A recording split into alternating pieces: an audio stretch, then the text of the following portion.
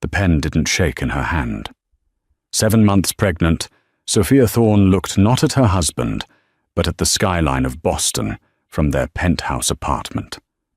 The manila envelope on the marble island was thin, but it was heavier than their entire, hollow marriage.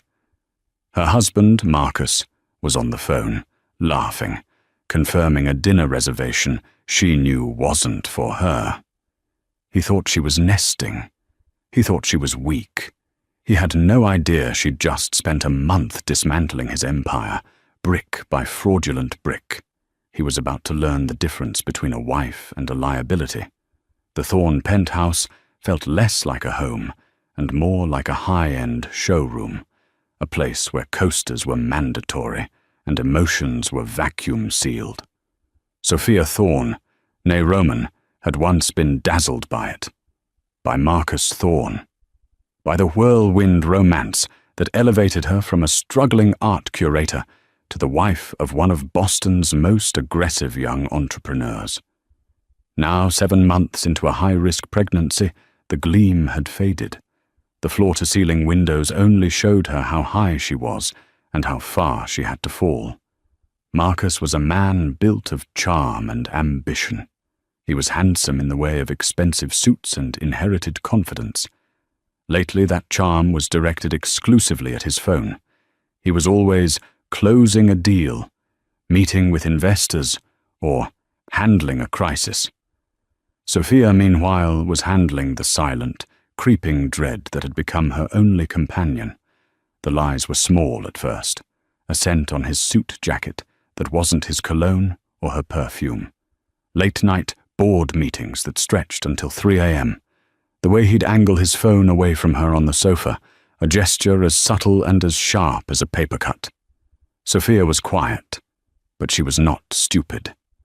She was the daughter of a forensic accountant. She had been raised on the gospel of trust, but verify. The verification came on a Tuesday. Marcus was in the shower, singing. His personal laptop, the one that was, for his eyes only, was open on his desk. A notification pinged. It wasn't a text. It was a calendar reminder from a shared account he'd clearly forgotten he had. Chloe, final walkthrough. Location, 114 Beacon St., Apt 6B. Notes, surprise for C. Make sure the champagne is on ice. Call the jeweler, ref 884B, to confirm delivery. Sophia's blood ran cold. 114. Beacon St., that wasn't an office building. It was a new, obscenely expensive condominium complex. She navigated to his email. He hadn't just bought a condo. He had leased it, fully furnished, for 2 years.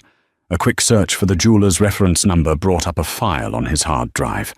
The receipt for a 5-carat canary diamond ring. A ring she had never seen. But the final, devastating blow was in his travel folder. He had booked 2 first-class tickets to St. Bart's, departing in 3 weeks, the time she would be entering her 8th month, forbidden from flying. The passenger names were Marcus Thorne and Chloe Bennett. She didn't cry. The shock was too sharp, too cold.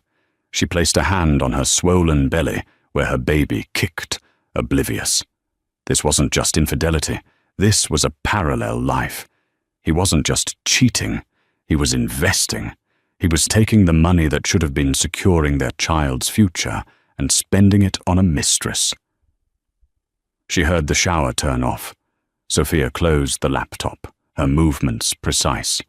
She walked back to the kitchen, her heart a cold, heavy stone in her chest. When Marcus walked out, wrapped in a plush robe, he smiled. "Morning, Soph. Big day. This new fund is about to launch." "That's nice, dear," Sophia said, sipping her decaf tea. He paused, sensing the chill. "You okay? You look pale."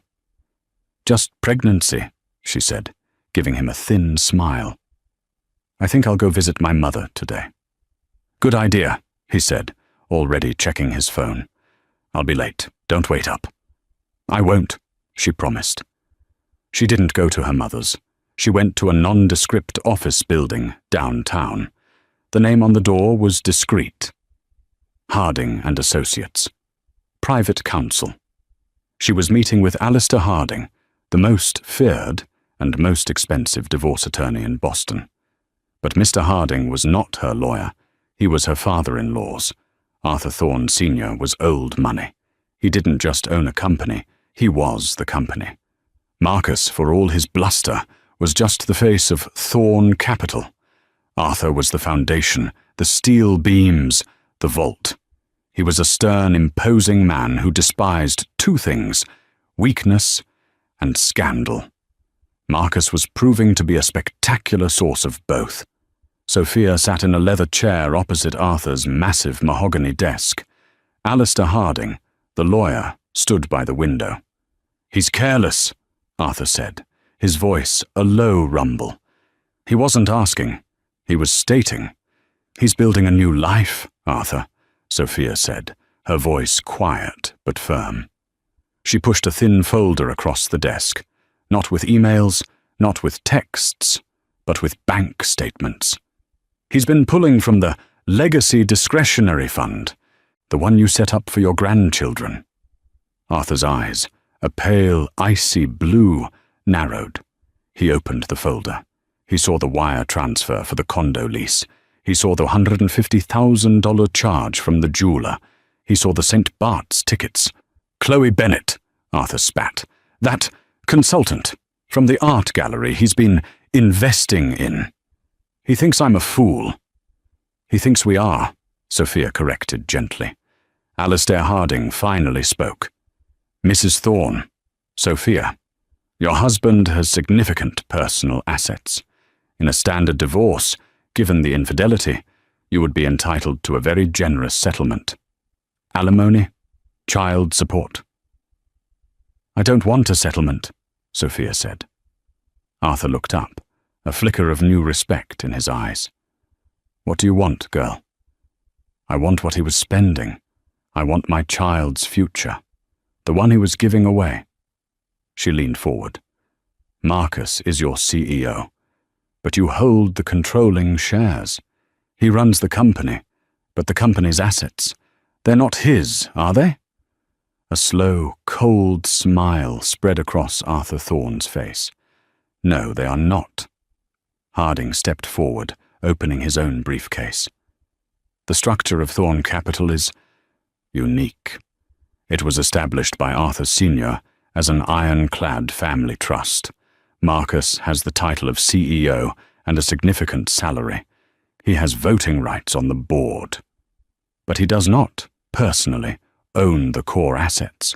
The properties, the majority stock, the investment portfolios, they are all held by the trust." "And the trust's primary beneficiary?" Sophia asked, already knowing the answer. "The Thorne bloodline," Arthur said. "Specifically the next generation, your child." "There is," Harding added, "a clause. We call it the morality clause. Arthur Sr. had it inserted in the event his son turned out to be, well, a fool," Arthur finished. "The clause states that if the CEO, Marcus, engages in behavior deemed a gross moral failing or actions that bring disrepute upon the Thorne name and jeopardize the legacy, the board can vote to transfer stewardship of the trust." "And who is the board?" Sophia asked. "Myself," said Arthur, "Alistair, and my sister, who is in a convent in Italy and votes exactly as I tell her to." Sophia sat back. "So he has nothing. He has a title, a salary, and a company car, the penthouse we live in. Owned by the trust," Harding confirmed. "The Hamptons house, the jet. Trust, trust, trust." The air in the room was still. Sophia finally understood. Marcus wasn't a king. He was a prince, living on an allowance, and he'd just been caught stealing from the treasury. "What do you propose, Sophia?" Arthur asked. "I don't want to destroy the company. That hurts my child. I want to protect it." She looked at Harding. "I want you to draft divorce papers, a simple clean split, no alimony, no claim on his personal assets." "That's madness," Harding said. He'll sign it in a heartbeat. You'll be left with nothing." "He'll think I'm left with nothing," Sophia corrected. "He'll sign it because he's arrogant, and he wants to get rid of me so he can move in with her. He'll sign it because he thinks he has all the power." And while he's signing, Arthur picked up, the plan forming. "The board will be having an emergency meeting. We will enact the morality clause." "Enact it? And do what?" Sophia asked. "The clause allows the board to reassign stewardship of the trust to a more suitable guardian of the legacy," Arthur said, looking directly at her. Sophia's breath hitched. "You mean me?" "You are the mother of the sole beneficiary," Harding said, a note of admiration in his voice. "You have shown prudence. You came to the head of the family, not to the tabloids. You are legally the perfect choice." "So," Sophia said, standing up, the plan solidifying in her mind. "First, I file for divorce. He thinks he's won. He thinks he's free." "And then," Arthur said, standing with her, "we take everything else." The next 4 weeks were a masterclass in deception. Sophia played the role of the oblivious, nesting, pregnant wife to perfection. She discussed paint colors for the nursery. She went to her obstetrician appointments, letting Marcus drive her, where he'd sit in the waiting room, impatiently texting. "Everything looks perfect, Mrs. Thorne," Dr. Reeves would say. "Just try to keep your stress levels down." "I'm doing my best, Doctor," Sophia would reply, with a smile that never reached her eyes. Meanwhile, in the quiet afternoons when Marcus was at the office, a phrase she now knew meant at 1:18 Beacon Sit. Sophia was in near-constant meetings with Alistair Harding. They were not drafting a divorce, they were executing a corporate takeover. "The first step is to create the new entity," Harding explained, his pen flying across a legal pad. "We can't just hand Thorne Capital to you. It would be a legal nightmare. Instead, we are forming the Thorne Legacy Trust." "And this new trust?" Sophia asked. "Is a holding company. On the day of the transfer, the board will vote to move 100% of the core assets from the old trust into this new one. The properties, the stock, the art collection, everything. The old trust, the one Marcus thinks he controls, will be left as an empty shell. It will contain exactly one asset, his employment contract as CEO. So he'll be the CEO of nothing? Precisely. A king with no kingdom, Harding confirmed. The Thorne Legacy Trust, however, will be entirely under your control as sole trustee for the benefit of your child, Nathaniel Thorne." Sophia startled. I haven't chosen a name." "Arthur mentioned he was fond of it," Harding said, not looking up. Sophia was learning that her father-in-law did not suggest. He ordained. She found she didn't mind. The most difficult part was the waiting. Every day, she had to smile at Marcus. She had to endure his casual, distracted kisses, knowing his lips had been on another woman just moments before. She had to listen to him complain about the stress of his work, knowing he was spending thousands on jewelry she would never wear. The mistress, Chloe Bennett, was growing bolder. Sophia started getting hang-up calls. Once, a box of maternity clothes she hadn't ordered arrived at the penthouse, all in sizes far too small. A petty, cruel little message. Sophia simply donated them. She was moving chess pieces. Chloe was knocking over the checkers. The Friday before the St. Bart's trip, everything was in place. The board meeting was scheduled for the following Monday at 10 a.m. Harding had drafted the divorce papers. They were almost offensively simple. Irreconcilable differences. Both parties waive any claim to alimony or assets beyond their own personal bank accounts. "He will be suspicious," Sophia worried. "He'll know I wouldn't just walk away with nothing." "He will," Harding assured her, "because you are going to tell him you're having an affair. Sophia recoiled. What? He has to believe you want to be free, that you have your own secret. He'll be so overjoyed at his own luck that you're not claiming infidelity. He'll sign anything to get you out the door before your lover can advise you to take him to the cleaners. That's brilliant, Sophia breathed. It's also technically true, Harding said. You are leaving him for another. Your child. That Friday evening, Marcus came home, energized, triumphant. The fund is launched. We're celebrating tonight, Soph. I'll take you to L'Espalier. Sophia, who had been packing a small suitcase in their bedroom, just looked at him. I can't, Marcus. What? Don't be boring. It's a big night. She zipped the bag. It was the same bag she'd arrived with 3 years ago. I'm leaving you, Marcus. His face went from annoyance to confusion. What? Is this about the late nights? Soph, the business is... It's not about the business. She walked past him into the grand living room. She placed the manila envelope on the marble island. I'm pregnant and I'm tired and I've met someone. The silence was deafening. Marcus's brain visibly short-circuited. He was trying to process her betraying him. You... What? He stammered. I've met someone, she repeated, her voice flat. He wants me. He wants this baby. I'm going to him. Marcus's confusion warped into a dark, relieved anger. You dare? While you're pregnant with my child? I don't want anything from you, Sophia said, sliding the envelope toward him. Just my freedom. I've signed them. You signed them. And I'm gone tonight. No lawyers, no fighting. You can have your life. I'll have mine. He snatched the envelope, tearing it open. He read the terms. His eyes widened. No alimony, no claim on the house, no assets. He was getting off scot-free. He was being handed the perfect escape. You're just leaving? He said, trying to sound outraged, but the relief was pouring off him. I am. He stared at her, then at the papers. He was thinking of Chloe, of St. Bart's, of the Canary Diamond. He was free. Fine, he spat, grabbing a pen. Good riddance.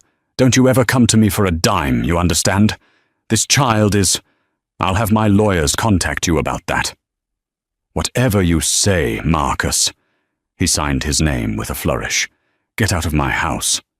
It's your house, Sophia said, picking up her signed copy and her suitcase. She walked to the private elevator, her back straight. The doors chimed shut, leaving Marcus Thorne alone in his penthouse, a grin of pure, unadulterated victory spreading across his face. He'd won. He had everything. Marcus couldn't believe his luck. He was free. He poured himself a glass of 30-year-old Macallan, his Macallan from his bar in his penthouse. He dialed Chloe's number. It's done, he said, his voice brimming with laughter. What's done? Chloe's voice was pouty. You were supposed to be here an hour ago. She's gone. The Ice Queen finally cracked. She left me. There was a squeal on the other end. She left you? You mean, we're free? Better than free. Get this, she's having an affair. Can you believe the nerve? She's pregnant with my kid and stepping out. Oh my God, Marcus. That's... What about the divorce? Is she going to fight you? She already signed. Took nothing. Nothing. She just wanted out. She must be terrified I'd find out and take the baby. He took a long, victorious sip. She's gone, Chloe. The penthouse is all ours. St. Bart's is on. Our life starts now. Chloe was screaming with delight. I'm coming over. No, wait. You come here. Come to our place. Let's celebrate properly. I'll be there in 20, Marcus said. He hung up, feeling like the king of the world. He was free of his boring, pregnant wife.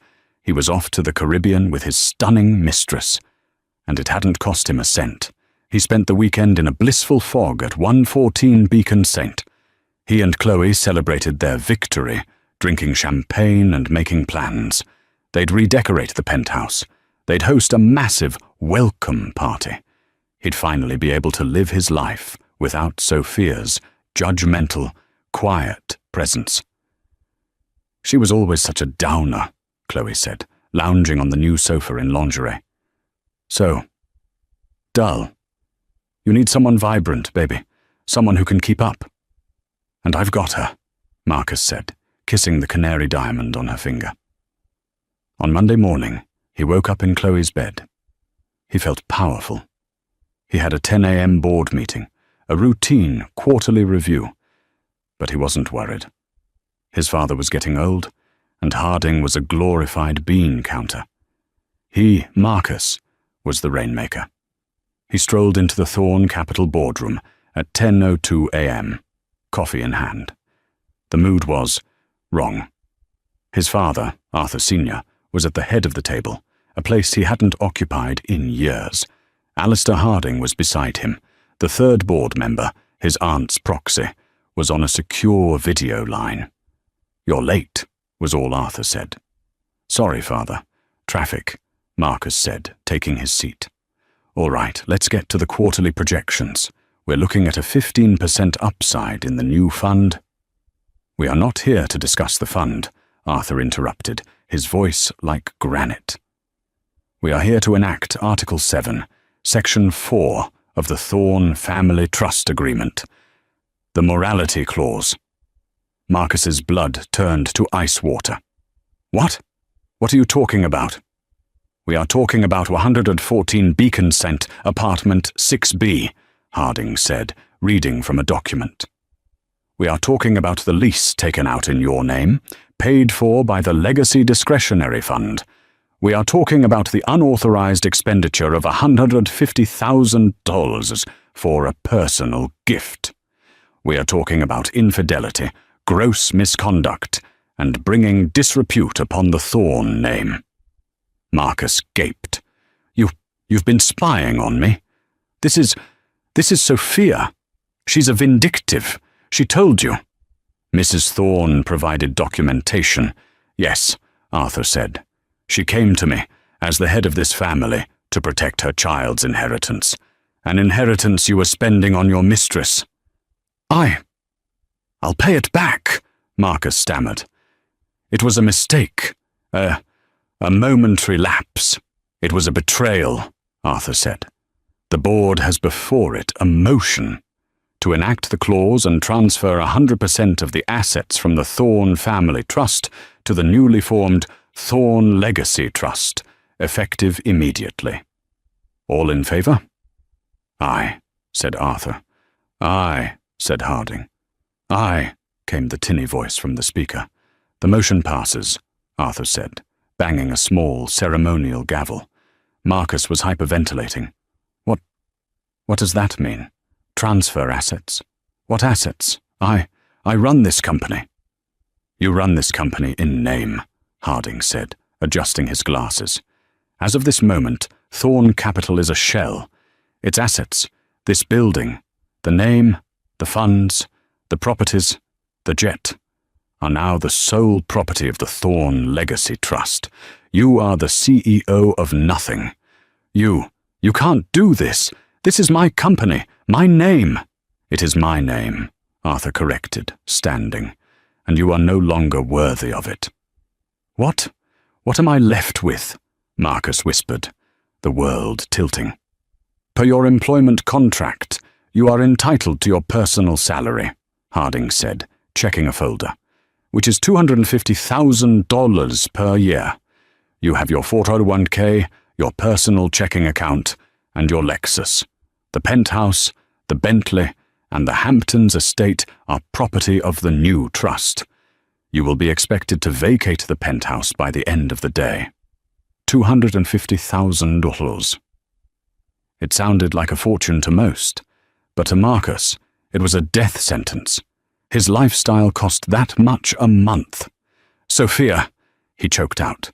She planned this." "She protected her son," Arthur said, "which is more than you did." Marcus's phone buzzed. It was Chloe, a picture of a wedding dress. He looked at the phone, then at his father's back as he and Harding walked out, and he finally understood. He wasn't the king. He was the fool. Chloe Bennett was having the best day of her life. She woke up in their condo. Marcus, for the first time, wasn't rushing off. He'd stayed until he had to go to his boring meeting. She'd spent the morning shopping online, using the platinum card Marcus had given her. A wedding dress. Why not? Sophia was out of the picture. It was only a matter of time. She was booking a hair appointment when her phone buzzed. It was Marcus. "Baby," she answered. "I was just thinking about you. I saw the perfect Vera Wang, and—" "Shut up, Chloe," Marcus hissed. His voice was unrecognizable. It was thin, reedy, terrified. "What? What's wrong? You sound awful." He knows everything. My father. He knows what? About us? So what? Marcus, you're a grown man. You're divorced. Who cares what your daddy thinks?" "You don't understand," Marcus yelled, and she could hear him pacing. "The company, it's not mine. It was never mine." "What are you talking about? You're the CEO. I'm the CEO of nothing," he screamed. "It's a trust, Chloe. A goddamn trust. He invoked a clause. He took it all away. The house, the cars, the money. All of it." Chloe sat down hard on the sofa. "What do you mean, all of it? You're still rich. You're Marcus Thorne. I have my salary. That's it. My $250,000 salary. He cut me off." Chloe's brain went blank. $250,000. That was fine. But it wasn't rich. It wasn't penthouse and private jet rich. It wasn't 5-carat diamond rich. "But this condo," she whispered, looking around at the expensive furniture. "The lease is terminated. It's in the trust's name. They're taking it back." "All of it." "The car he gave you? It's a company lease. They're picking it up." "No," Chloe said. "It wasn't a protest. It was a denial." "No, you're lying. This is a joke." "It's not a joke," he roared. That snake, Sophia. She did this. She planned it all. She's been working with my father for weeks." Chloe's online shopping cart was still open on her laptop. She looked at the $30,000 dress. An alert popped up from her banking app. The platinum card. Declined. "Marcus," she said, her voice trembling. "The card. It's not working." "Of course it's not working, you idiot," he snapped. "It's a company card. It's all gone." The room started to spin. She wasn't going to be Mrs. Thorne. She wasn't going to St. Bart's. She was the mistress of a man who made $250K a year and had just been fired by his father. The man she'd slept with wasn't a billionaire. He was a glorified middle manager. "But you told me," she started. "I thought. I am. This is temporary. I'm going to fix this. I'm going to sue." Marcus was rambling, trying to convince himself. "I need to see Sophia. She has to be behind this. She has to—" "Where is she?" Chloe demanded, a new, cold fury replacing her panic. "Where is that pregnant cow?" "I don't know. She's— Harding. The lawyer. There must be a final meeting. A transfer of assets. I'm going there now. I'm going to stop this." "I'm coming with you," Chloe said, grabbing her keys. She wasn't losing this. She was going to confront that mousy, pathetic wife and she didn't know what. But she wasn't going down without a fight. She had earned this life. The boardroom at Harding & Associates was even more intimidating than the one at Thorne Capital. It was old world, dark wood, leather-bound books that were actually read, and a silence that felt expensive. Sophia was at the head of the table.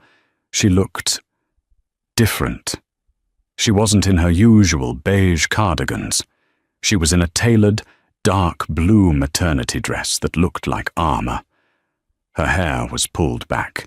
She was flanked by Alistair Harding and two other stone-faced lawyers. Her father-in-law, Arthur, was on a video screen, observing. The door burst open, and Marcus stumbled in, his suit rumpled, his face blotchy. Behind him, like a furious shadow, was Chloe, dressed in spike heels and a red dress that was entirely inappropriate for 11 a.m. on a Monday. "Sophia!" Marcus yelled. You thief! You can't do this!" Sophia didn't flinch. She just looked at him, her expression one of mild disappointment. "Marcus, you're late. Again. Please, sit. Or don't. It doesn't matter." "Don't you dare talk to him like that!" Chloe shrieked, pointing a manicured finger at Sophia. "You think you can just steal his money?" Alistair Harding cleared his throat. "Miss Bennet, you are not party to this meeting. You have no legal standing. I must ask you to leave." "I'm not going anywhere," Chloe snapped. "This is my life you're destroying." "On the contrary, Miss Bennet," Sophia said, her voice cutting through the hysteria. "You are merely the expense. The reason this all came to light. You were never part of the life at all." "This is insane," Marcus pleaded, turning to the video screen.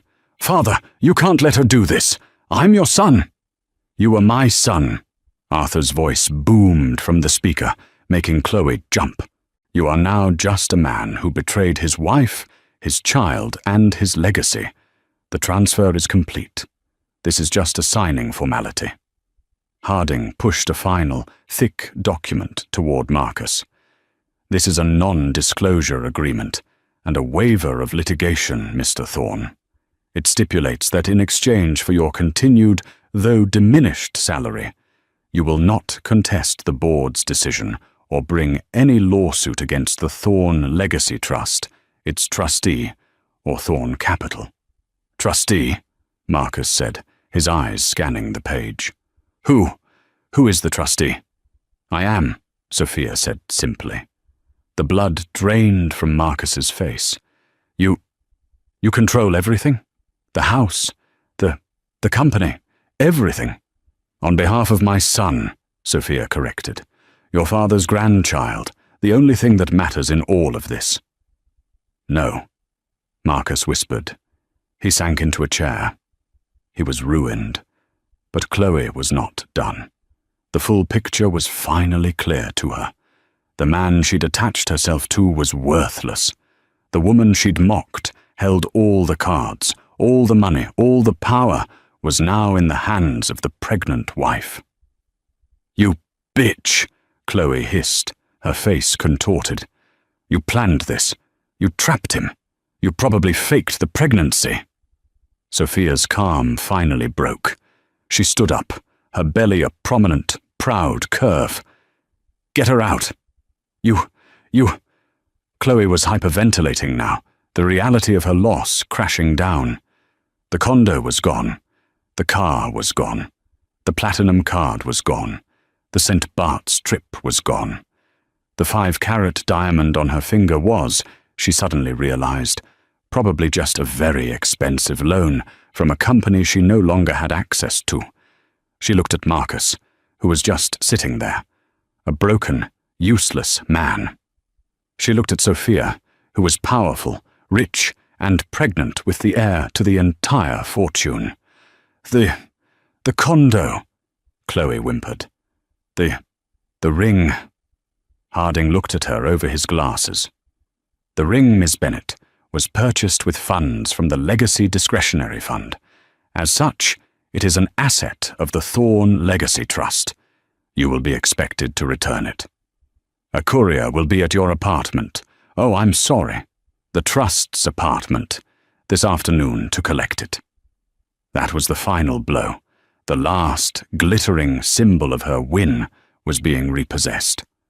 She saw her entire future evaporate. The lunches, the parties, the envy of her friends, all gone, replaced by nothing. She wasn't just back to where she started. She was notorious. She was the woman who had been publicly, spectacularly, fired as a mistress. No, she breathed, clutching her chest. No, it's not. The room was tilting. The smug faces of the lawyers, Marcus's pathetic, empty stare, and Sophia's cold, victorious calm. It was all too much. Chloe Bennet's eyes rolled back in her head, and she collapsed, a heap of red silk and broken dreams, onto the expensive Persian rug. There was a beat of silence. Marcus didn't even look at her. He just picked up the pen, his hand shaking, and signed the paper. Sophia looked down at the unconscious woman, then at her husband. Mr. Harding, perhaps you should call 911 for her and security. For him. He's no longer allowed on the premises. She turned, collected her purse, and walked out of the room, not once looking back. The silence in the boardroom after Chloe's collapse was a heavy, suffocating thing. It was broken not by a gasp, but by the quiet, professional click of Alistair Harding's briefcase. He snapped it shut, his face impassive. "Security," he said into his desk intercom, his voice perfectly level. "We have a medical situation in boardroom C, and a trespasser to be removed." Marcus didn't move. He sat hunched over the table, the signed NDA, a meaningless scribble under his limp hand. He was staring at the dark wood grain, as if trying to find a pattern in the ruins of his life. He didn't even look at the woman he'd supposedly loved, who was now a heap of limp silk and panic on the floor. Sophia, however, watched the entire pathetic tableau. She watched as 2 uniformed security guards entered, followed by a pair of EMTs. The guards flanked Marcus, who didn't seem to notice. The EMTs, meanwhile, began to work on Chloe. "What's your name, ma'am?" one asked, lightly tapping her cheek. Chloe's eyes fluttered open. The first thing she saw was not Marcus, but the looming, indifferent faces of the paramedics. The second thing she saw was Sophia, standing by the door, purse in hand, watching. The humiliation was so profound, it was almost a physical blow. I, she stammered, trying to sit up. "Just relax, ma'am. You fainted. Blood pressure's all over the place," the EMT said. "We're going to take you in. Just a precaution." As they helped her onto a gurney, her eyes locked with Sophia's. In that moment, Chloe's face, stripped of its arrogance and makeup-caked confidence, looked small, petty, and terrified. She had bet everything on a man, and the man had turned out to be a hollow shell. Sophia, she realized, had bet on herself. "Mr. Thorne," one of the guards said, placing a hand on Marcus's shoulder. Marcus flinched, finally looking up. "What? Get your hands off me." "Sir, this is private property. As you are no longer an employee of Thorne Capital or its subsidiaries, and you are not a party to the Thorne Legacy Trust, you are being asked to leave." This is my building," he whispered. "The building is an asset of the trust, sir. Please, we can do this quietly." Marcus looked at Harding. He looked at the video screen where his father's face had been, now just a blank, black void. He looked at Sophia. She simply held his gaze, her expression not one of hatred or even pity. It was one of finality, like closing a book. He stood up, his legs shaking. The guards gently guided him out, not through the grand main entrance, but through a side door, the one that led to the service elevator. He was, quite literally, being taken out with the trash. Sophia turned to Alistair Harding. "Thank you, Alistair, for everything." "Mrs. Thorne," Harding said, inclining his head. "I believe the correct title is now Madame Trustee. Your car is waiting downstairs. The security detail I hired, the Greystone Group, is already in place. They will be with you 24/7 until we are certain your former husband fully understands his new reality." "Good," Sophia said, placing a protective hand on her belly. "First, Please have the locks on the penthouse changed. All of them. Private elevator, service doors, everything. I want a new code, a new key, a new system by the time I get home." "It's already being done," Harding replied. "Second," Sophia continued, "have Marcus's personal belongings packed. His clothes, his toys, everything. Send them to wherever he's going." "He has no forwarding address," Harding noted. "His last known location was 114 Beacon Saint, which is no longer his." "Then find a respectable, short-term corporate apartment. Something in the seaport, perhaps. Pay for 3 months. Have his things sent there. I want him gone, Alistair. But I will not have my child's father sleeping on a park bench. The optics are unseemly. Bill the expense to my personal account, not the trust." Harding raised an eyebrow, impressed. It was a move of pure, cold strategy, not kindness, brand management. "As you wish, Madam Trustee. And Miss Bennet." "Miss Bennet is a stranger," Sophia said, walking to the door. "I have no idea who she is." Chloe was discharged from the hospital 3 hours later. Panic attack and dehydration was the official diagnosis. They gave her a small paper cup of water and a bill she couldn't pay. She used her phone to call a ride share, the cost of which made her wince. She had to get back to 114 Beacon. She had to get her things, her clothes, her jewellery, the ring. She arrived at the glittering glass entrance, but her key fob, the one she used to flash so proudly, blinked red.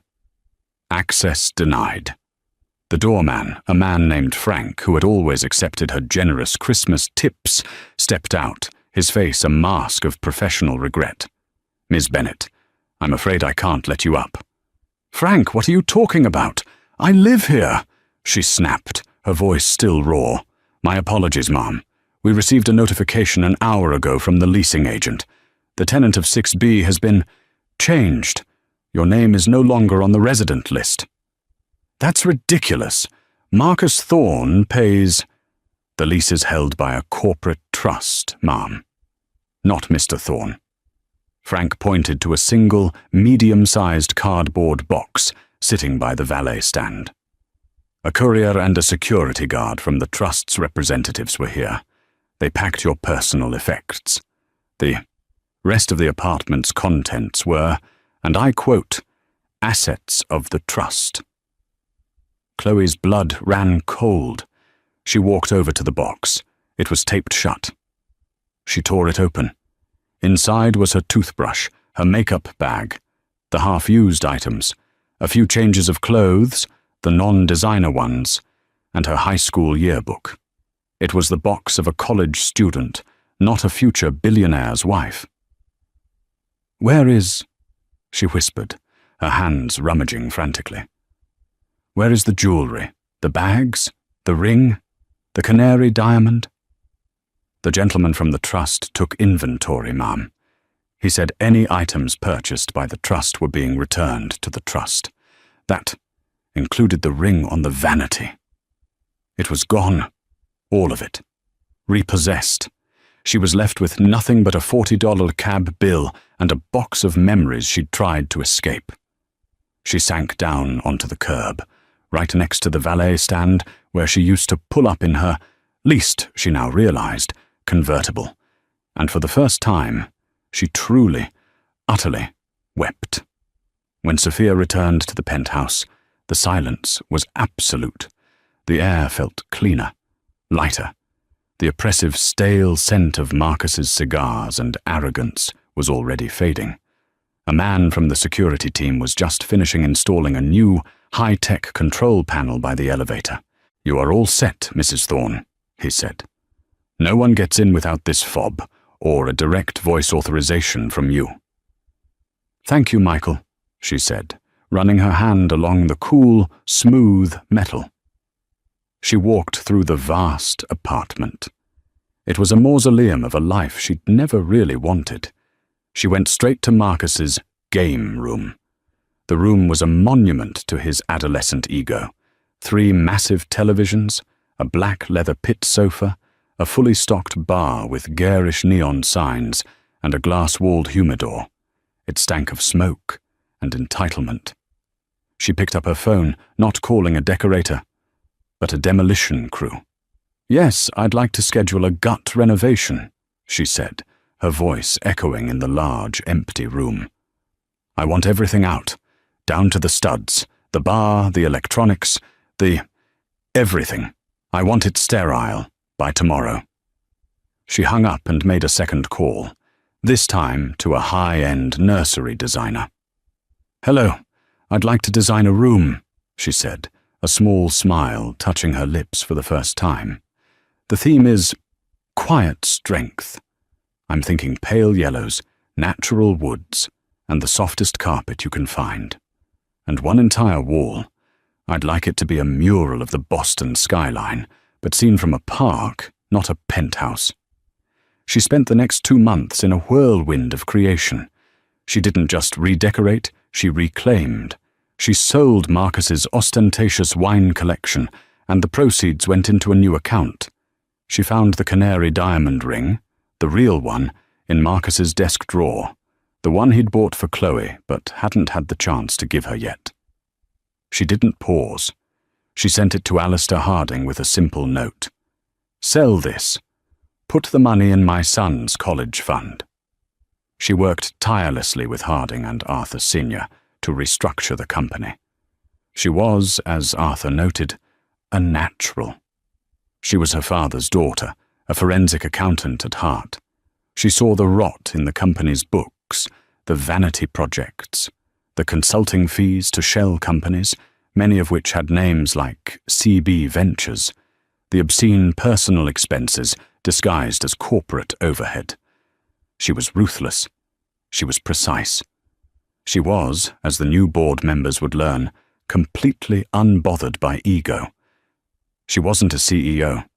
She was the owner.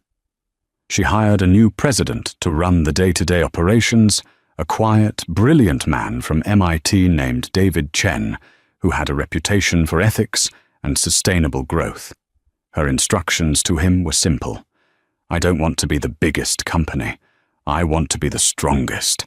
No more pirate raids. We are building a lighthouse." 3 weeks before her due date, she was in a board meeting, reviewing the Q3 projections, when she felt the first, sharp contraction. She didn't panic. She simply nodded to Mr. Chen.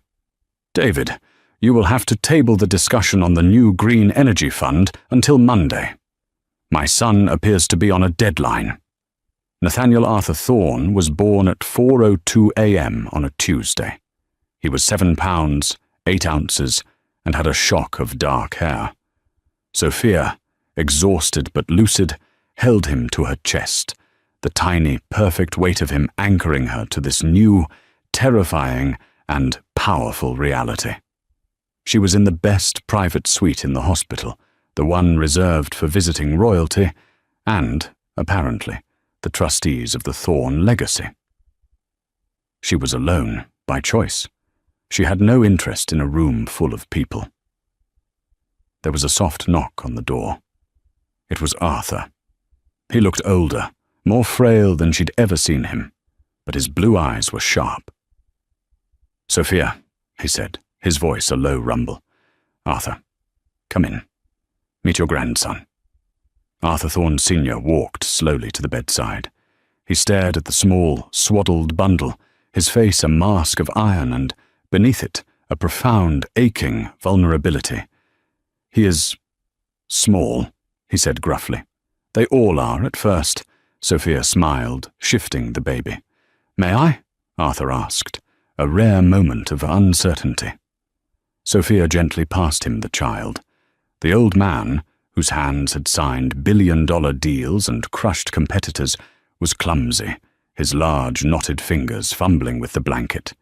He held Nathaniel, staring down at the tiny face.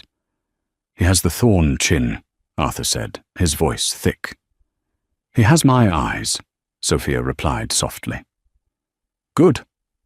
Arthur cleared his throat, but not before Sophia saw his eyes glisten. "He'll need the vision. You You did well, girl. You saved this family. You saved him. I just did what a mother had to do, she said. He nodded, handing the baby back with a reverence that touched her. Your name is on everything now. The primary accounts, the vaults. You are the sole signatory for the trust. I am retired. Fully. Arthur, you don't have to. I want to, he said. I'm tired of running an empire, Sophia. I just want to watch one grow. He reached into his coat pocket and pulled out a small, old-fashioned velvet box. It wasn't jewelry. What is this? She asked. My wife's, Elizabeth's. It's a key to our personal safe deposit box at the bank on State Street. It contains her bonds, her personal jewelry, and the original handwritten charter for this company. They are not part of the trust. They are family. They are now yours. And his. Sophia took the key, the cold metal warming in her hand. This was it. The final total transfer, not just of wealth, but of history, of legacy. Life for Marcus and Chloe settled into a new, bleak normal. Marcus, living in the sterile corporate apartment Sophia had provided, found his $250,000 salary vanished almost instantly.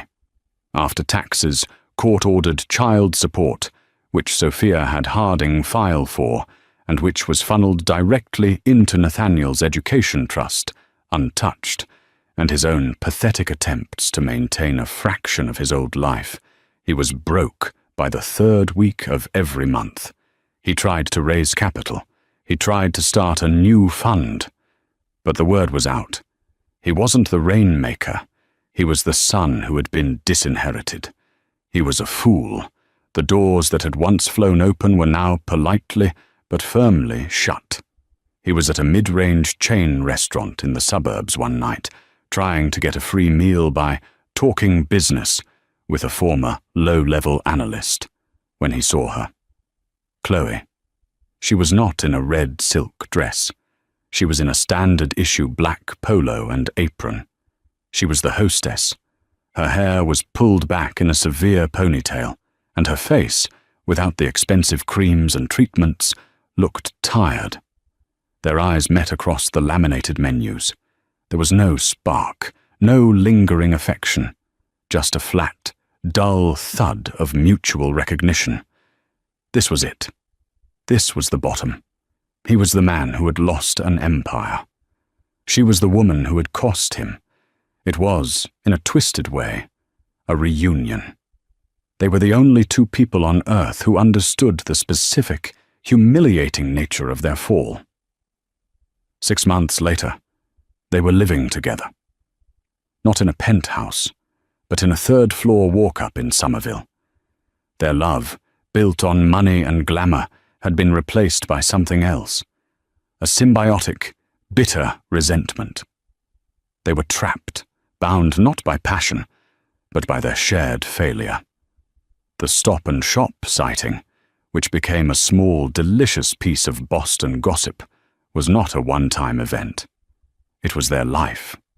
A lawyer from Harding's firm saw them one Tuesday night under the harsh fluorescent lights, arguing in the pasta aisle. "Just get the store brand, Marcus." Chloe's voice was a shrill whisper. "It's 50 cents cheaper." "I am not eating that garbage," he hissed back, his face blotchy. He looked a decade older, his expensive suit replaced by stained khakis. "Why don't you contribute? That joke of a job you have." "My joke of a job paid the electric bill, you useless." They were a portrait of misery. They had each other. And it was, for both of them, a fate far worse than poverty. 2 years later, the Thorne penthouse was unrecognizable. The cold marble and glass had been warmed by thick rugs, soft lighting, and shelves filled with children's books and framed photographs. There were pictures of Nathaniel, of Sophia, and even a few of a smiling Arthur holding his grandson. Tonight, the apartment was full, but not with the loud, shallow crowd Marcus had entertained. It was a gala, the first annual fundraiser for the Nathaniel Thorne Foundation for Children. The rooms were filled with Boston's real power, surgeons from Mass General, the directors of the Museum of Fine Arts, university presidents, and the quiet, old-money families who had once looked down on the Thorne name as crass and new. Sophia stood by the fireplace, poised and radiant in a simple, elegant, dark green dress. She was not a wife. She was not a mistress. She was Sophia Thorne. She tapped a glass for attention. "Good evening," she said, her voice clear and carrying. "Thank you all for coming." The Thorne name. For a long time, it was associated with aggressive acquisition, with winning.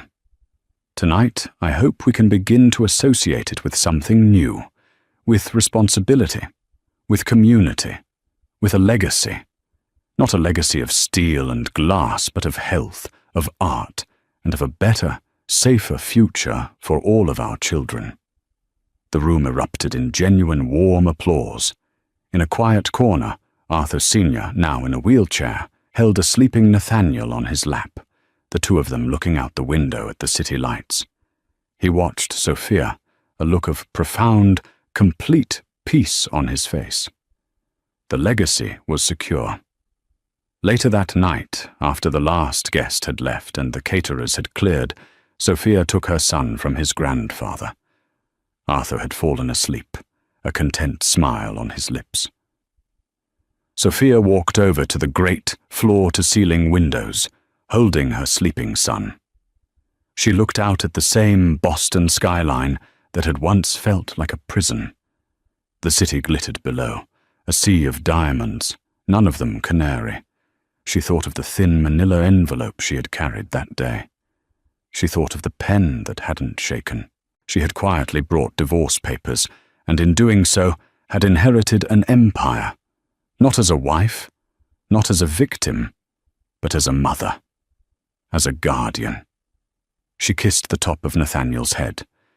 "It's a big world, my love," she whispered, her reflection and his staring back at them from the glass. "It's not a cage. It's a kingdom. And it's all yours to protect." And that's the story of how Sophia Thorne proved that a quiet signature can be louder than a lifetime of shouting. She didn't just get revenge, she secured a future. She turned her pain into power and reminded everyone that the most dangerous person in the room is often the one everyone underestimates. Marcus and Chloe thought they were winning a prize, but they forgot to check who owned the trophy. What did you think of Sophia's strategy? Was it cold and calculated, or was it the perfect move for a mother protecting her child? Let us know your thoughts in the comments below. We read every single one, and your stories and insights are what make this community so special. If you loved this story of justice and karma, please hit that like button, share it with someone who needs to hear it, and most importantly, subscribe to our channel for more real-life drama and incredible twists every single week. You won't want to miss what's coming next.